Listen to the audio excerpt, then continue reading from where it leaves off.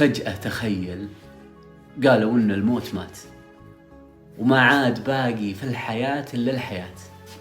الناس فرحت والشوارع نورت، مو وين ما روحت تسمع أغنيات. ما في أم بتفارق له ولد، ولا بينقص فرد من العائلات، ولا حبيبي فارق اللي يعشقه، ولا عاد بهطال العزاء ولا وفات. صحيح مات الموت، لكن المرض تداعياتها لا موقعة باقيات. اللي في سرير الموت ويعاني الألم لهم حصل موت وحتى حياة. من أول يمره شيخ ويقول العوض، مع كل ألم ترى تزيد الحسنات. ونمت الدنيا تراها زايلة، فالآخرة حور قطوف دانيات.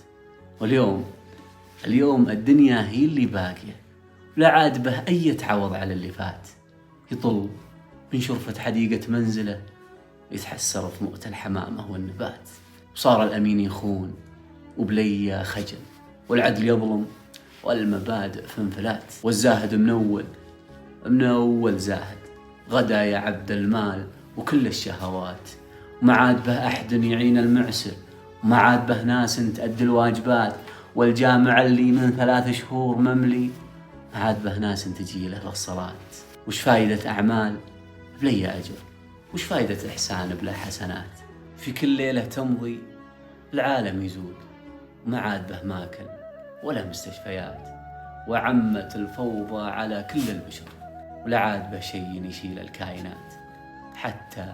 حتى تمنوا الموت ياتي، وامنوا الموت عامود الحياة بهالحياة.